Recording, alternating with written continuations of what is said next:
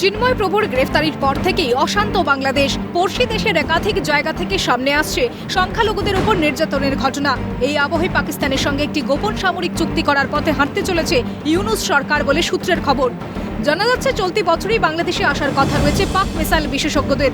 সেখানে একটি ballistic missile তৈরির কারখানা খোলার পরিকল্পনা রয়েছে পড়শি দেশের অন্তর্বর্তী সরকারের। মূলত স্বল্প পাল্লার ক্ষেপণাস্ত্র কেনার চিন্তা ভাবনা রয়েছে বাংলাদেশের। পাশাপাশি শাহিন-1 ব্যালিস্টিক মিসাইল দিয়ে ভারতের বড় বড় শহরগুলিকে নজরে আনার পরিকল্পনা করেছিল বাংলাদেশ। সেই সঙ্গে বাবর ক্রুজ মিসাইল দিয়ে ভারতের বন্দরগুলোকে নজরে রাখার পরিকল্পনাও করেছিল ইউনূসের নেতৃত্বাধীন সরকার বলে সূত্রের খবর। ক্ষেপণাস্ত্রের ক্ষেত্রে যেটা মূল ব্যাপার বলা হচ্ছে শাহিন-1, যেটা 2000 থেকে 2500 পর্যন্ত পাকিস্তান দেবে বাংলাদেশকে, এরকম একটা আপাতভাবে সিদ্ধান্ত হয়েছে। এবং আরও একটি ক্ষেপণাস্ত্রের কথা বলা হচ্ছে, সেটা নির্দিষ্টভাবে তোমাকে বলবো বাবর ক্রুজ মিসাইল। প্রথম যেটা বলা হচ্ছে শাহিন-1, সেটা ব্যালিস্টিক মিসাইল, যার নাগালে থাকবে বিভিন্ন ভারতের বড় বড় জনপদ শহর, দিল্লি, মুম্বাই, কলকাতার মতো শহরগুলো বলে এই তদারকি সরকারের একটা প্ল্যানিং ছিল বলে একটা গোপন ছক, ইতিমধ্যে সেই ছকের তথ্য গোয়েন্দাদের হাতে এসে পৌঁছেছে। এবং অন্যদিকে বাবর ক্রুজ মিসাইল দিয়ে আমাদের যতগুলো বন্দর শহর আছে, অর্থাৎ 900 কিলোমিটারের মধ্যে ঢাকা থেকে, সেগুলোকে নজর করা বা নজরের মধ্যে নিয়ে আসা এই পরিকল্পনা ছিল। বাংলাদেশের এই গোপন ছক জানতে পেরেই পাল্টা ভারতের তরফে সামরিক তৎপরতা শুরু হয়েছে। ইতিমধ্যে S-400 ও MRSAM ক্ষেপণাস্ত্রকে সক্রিয় করা হচ্ছে। জানা যাচ্ছে শীঘ্রই রুশ সফরে যাবেন প্রতিরক্ষা মন্ত্রী রাজনাথ সিং। এই সফরে বেশ কিছু সামরিক চুক্তি হতে পারে বলে সূত্রের খবর। এছাড়া আগামী বছরের শুরুতেই ভারত সফরে আসছেন রুশ রাষ্ট্রপতি ভ্লাদিমির পুতিন। সেই সফরেও বেশ কিছু গুরুত্বপূর্ণ সামরিক চুক্তি হতে পারে বলে মনে করছেন প্রতিরক্ষা বিশেষজ্ঞরা। এহেন পরিস্থিতিতে গণমাধ্যমের সঙ্গে কথা বলতে কার্যত ভেঙে পড়লেন অন্তর্বর্তী সরকারের প্রধান মোহাম্মদ ইউনূস। তাঁর স্বীকারোক্তি, সমস্যার পরিমাণ উত্তরোত্তর বাড়ছে।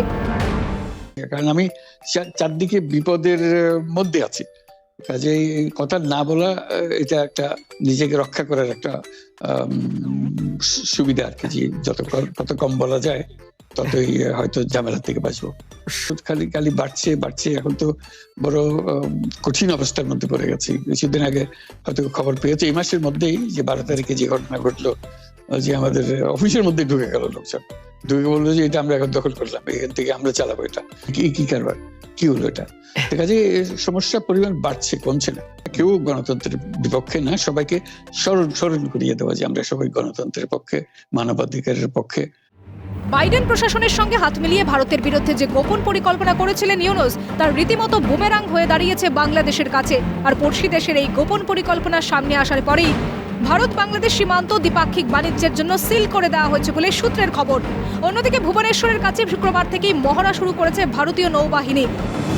বাংলাদেশ সম্বন্ধে ভারত সরকারের যে ভাবনা, যেটা বোঝা যাচ্ছে, সেটা হচ্ছে যে সেখানে একটা উত্তেজনা রয়েছে এবং সেই উত্তেজনাটা নিজে থেকেই প্রশমিত হোক, ভারত সেটাই চাইছে না যে বাংলাদেশ ধ্বংস হয়ে যাক।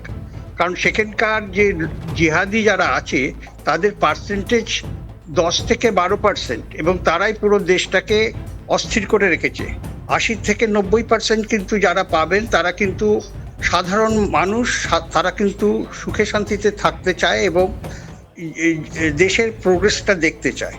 এইরকম মুহূর্তে একটা অপশক্তি যে আক্রমণ করলো, এটা কিন্তু খুব বড় ধরনের প্ল্যান, এবং যেটাকে সামনে রাখা হলো ডক্টর মোহাম্মদ ইউনূসকে। বাংলাদেশের এই সামরিক তৎপরতা নিয়ে উঠছে একাধিক প্রশ্ন। ভারতের বিরুদ্ধে গোপন ষড়যন্ত্রে লিপ্ত হয়ে কি বাংলাদেশ নিজেদের বিপদ নিজেরাই ডেকে আনলো? পড়শি দেশকে কি স্থল ও জল উভয় দিক দিয়ে ঘিরছে ভারত?